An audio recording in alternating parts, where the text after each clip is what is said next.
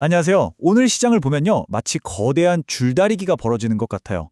한쪽에서는 우리 경제에 정말 엄청난 호재들이 막 쏟아지면서 힘껏 끌어당기고 있고요. 다른 한쪽에서는 전 세계를 뒤덮은 어떤 공포감이 반대쪽으로 당기고 있는 거죠. 국내에서는 거의 축포를 터트릴 일들이 가득한데 왜 글로벌 시장은 이렇게 불안에 떨고 있을까요? 이 팽팽한 힘겨루기 과연 승자는 누가 될지 지금부터 같이 한번 제대로 파헤쳐 보겠습니다. 네, 바로 이 질문이 오늘 우리가 풀어야 할 가장 큰 숙제입니다. 우리나라 산업계에서는 정말 기념적인 소식들이 연달아 터졌거든요. 그런데 이상하게도 미국 증시는 하락으로 마감했어요. 아니, 대체 왜 이런 역설적인 상황이 벌어지고 있는 걸까요? 그 뒤에 숨어 있는 힘들이 뭔지 지금부터 하나씩 살펴보겠습니다. 자, 그럼 먼저 긍정적인 쪽부터 우리 시장을 위로 힘껏 끌어당기고 있는 이 강력한 호재들부터 한번 들여다보죠. 우리나라의 핵심 산업들이 정말 말 그대로 잭팟을 터뜨렸습니다. 첫 번째 빅뉴스, 바로 자동차 산업에서 나왔습니다. 오랫동안 우리를 불안하게 했던 미국 수출 자동차 관세율이 드디어 확정됐는데요. 그 숫자가 바로 15%입니다. 원래 25%였는데 여기서 무려 10%포인트나 내려간 겁니다. 정말 엄청난 소식이죠.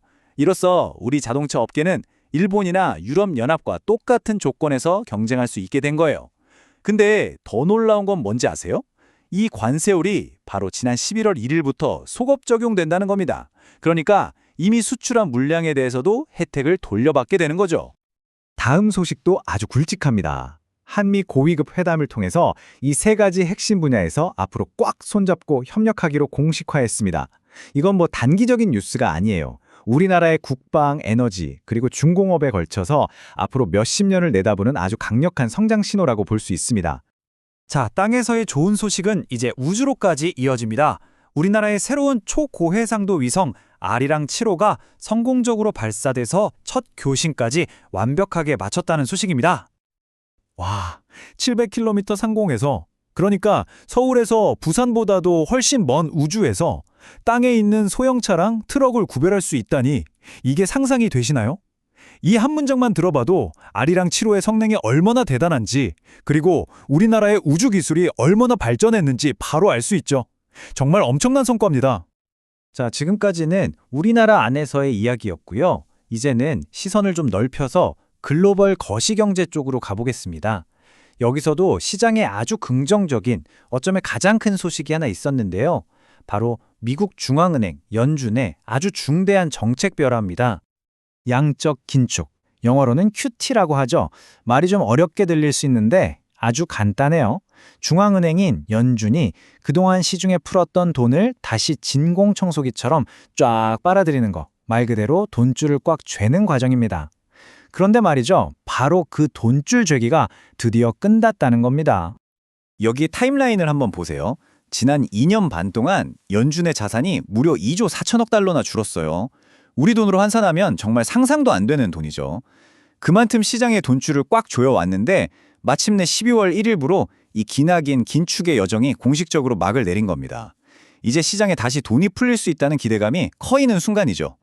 그리고 시장의 기대는 여기서 그치지 않습니다.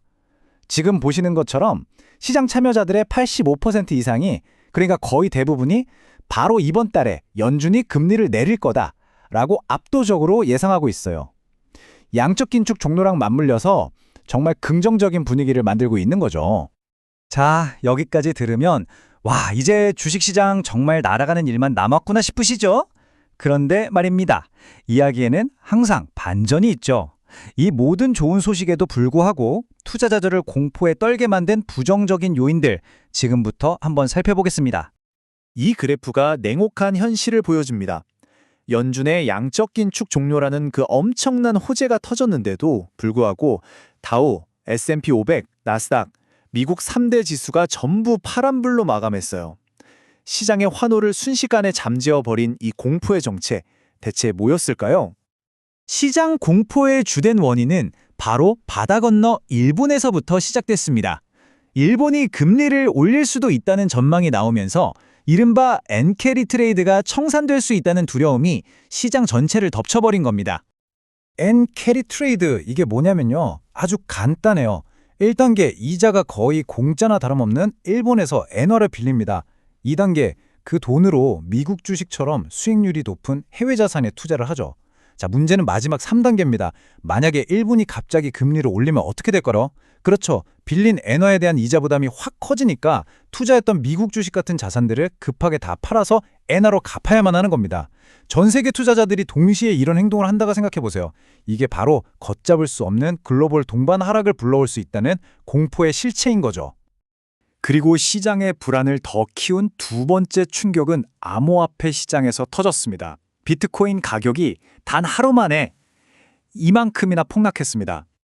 이게 단순히 가격만 하락한 게 아니에요. 단 24시간 동안 우리 돈으로 2조 원에 가까운 엄청난 규모의 포지션이 강제로 청산됐고요. 그 여파는 코인베이스 같은 상장 기업들의 주가에까지 직접적인 타격을 줬습니다. 자, 지금까지 살펴본 긍정적인 요인과 부정적인 요인, 이 두 가지 상반된 힘을 제가 한번 명확하게 정리해 보겠습니다. 지금 시장이 정확히 어떤 힘겨루기를 하고 있는지 한눈에 딱 들어오게 말이죠. 이 표가 오늘 시장의 줄다리기를 그대로 보여주고 있습니다. 왼쪽의 긍정적인 요인들을 보세요. 자동차 관세 인하, 연준의 QT 종료, 우리나라 경제의 기초 체력을 강화하는 묵직한 호재들이 즐비하죠. 하지만 오른쪽의 리스크 요인도 만만치가 않습니다. 엔캐리 트레이드 공포나 비트코인 급락처럼 글로벌 투자 심리를 순식간에 얼어붙게 만들 수 있는 악재들이 아주 팽팽하게 맞서고 있는 형국입니다. 그렇다면 오늘의 뉴스가 구체적으로 어떤 산업과 기업에 가장 큰 영향을 미칠까요? 일단 자동차 섹터는 뭐 말할 것도 없는 최대 수혜주라고 할 수 있겠죠. 조선, 방산, 그리고 항공우주 역시 아주 강력한 긍정적 모멘텀을 받았습니다. 반면에 암호화폐 관련주들은 당분간 상당한 압박을 받을 수밖에 없을 것으로 보입니다. 결국 모든 것은 이 질문 하나로 모아집니다. 우리나라 경제의 튼튼한 펀더멘털과 개별 산업의 호재가 저 밖에서 불어오는 글로벌 시장의 거센 역풍을 이겨낼 수 있을까요? 아니면 거시경제의 불안감이 이 모든 긍정적인 소식들을 전부 다 집어삼키게 될까요? 시장의 줄다리기는 이제 막 시작됐습니다.